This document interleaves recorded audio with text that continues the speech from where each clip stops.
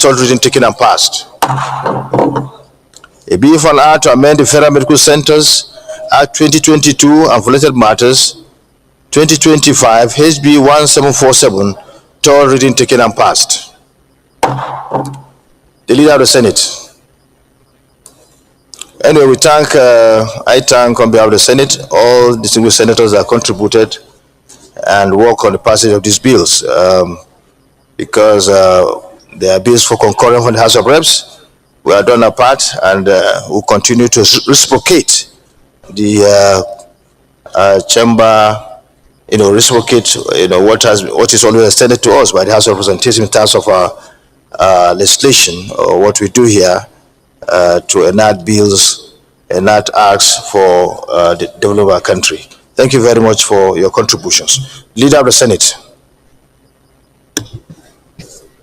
Mr. Senate President, the seventh order of the day is presentation and consideration of interim reports of ad hoc committee on the incessant and the various acts of crude oil theft in Niger Delta and its actors.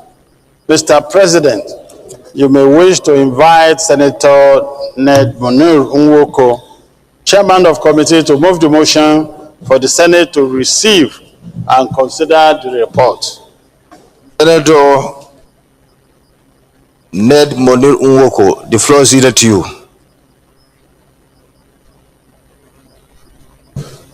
Thank you, Delta State. Mr. President, I arise to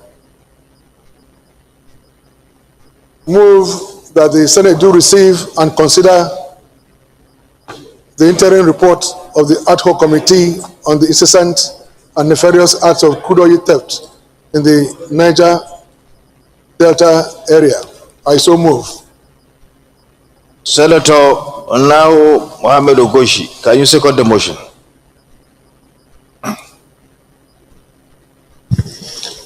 Thank you very much, Mr. President. My name is Mohammed Ogoshi Onao. I stand to second the motion so moved by my friend and brother Ningi Responds. I so second. Those in favor of the motion, please say aye. Those against say nay, the ayes have it. You may proceed, Senator Ningi Responds.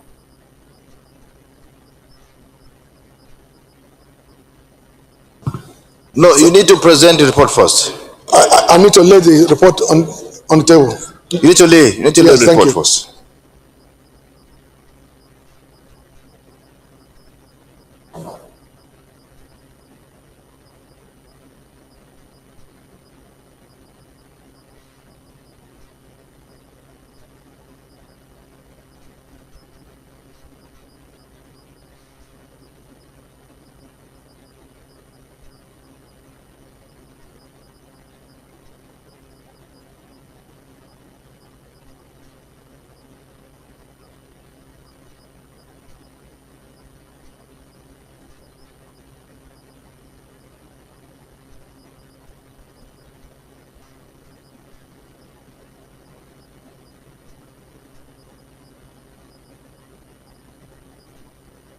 Mr. President and my colleagues, this is an interim report of the ad hoc committee on crude oil theft on the investigation of the incessant and nefarious acts of crude oil theft in the Niger Delta and its actors.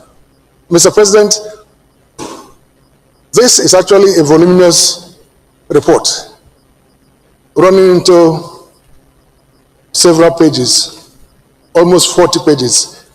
So I am proposing to simply go to the recommendations.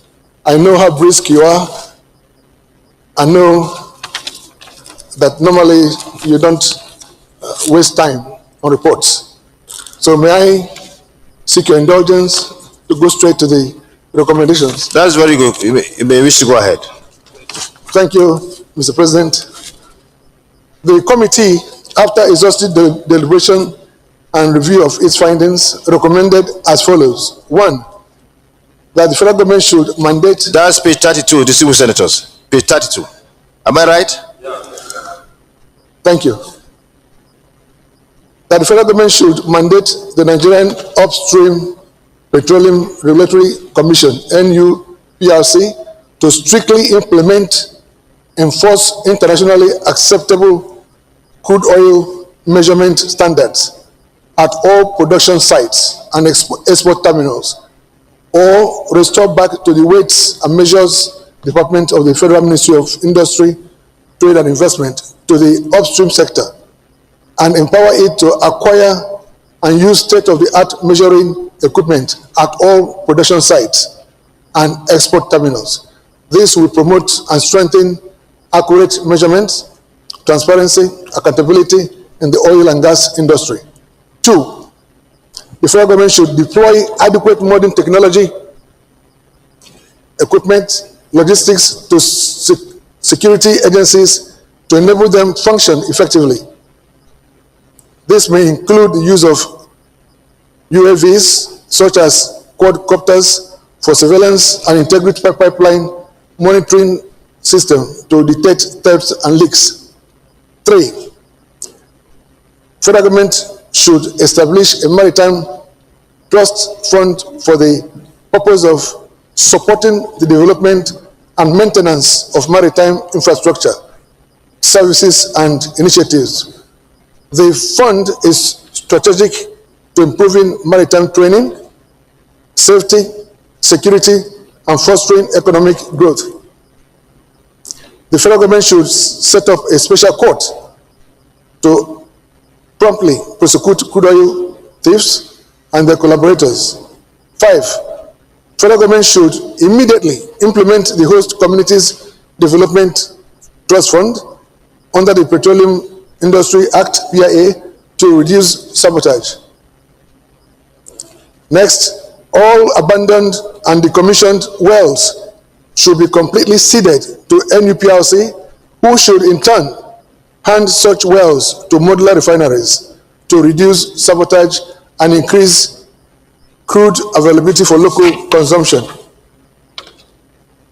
7, the ad hoc committee should be given the mandate to track, trace, and recover all proceeds of stolen crude oil transactions, both locally and internationally, as forensic review by the consultants shows over $22 billion, $81 billion, and $200 billion remains unaccounted. Conclusion: the committee appreciates the Senate leadership and the entire Senate for the opportunity to serve in this regard. It is the sincere hope of the committee that the recommendations will be strongly implemented to serve as deterrent for future theft of the nation's crude oil and help recover stolen crude funds. Thank you, Mr. President. Acting Chief Whip. Thank you. Thank you, Mr. President. Mr. President, I partook in this crude oil theft work that we did. It took us several weeks to do this job. And we traveled far and wide. We examined what happens, both where you produce your crude, the refineries, the way they transport them, and all the rest of them.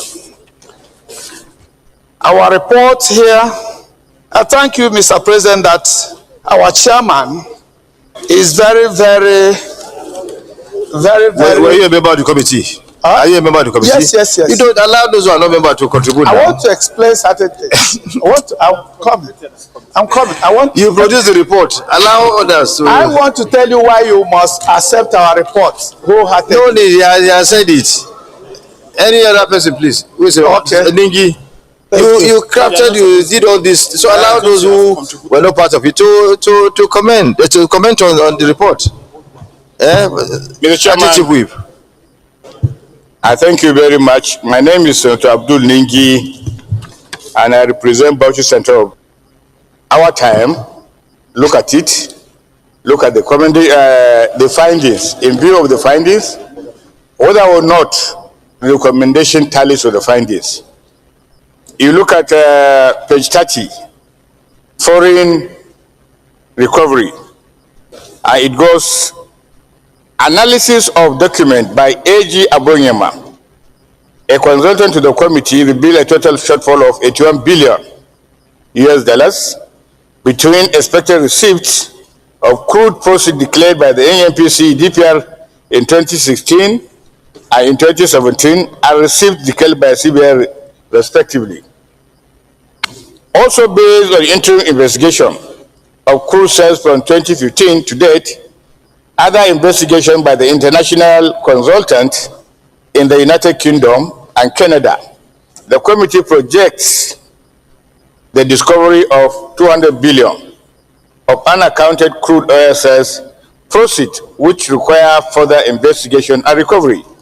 So if you add this 200 billion plus 81 billion, it means there is a gap of 281 billion. But towards the end of the recommendation of the committee, this is where my problem lies. 7, the other committee should be given the mandate to track, trace, and recover all proceeds of stolen crude oil transactions, both locally, internationally, as forensic review by the consultant. That is my problem. My problem is that we are a parliament. You can only track, trace, and report. Track, trace, and report.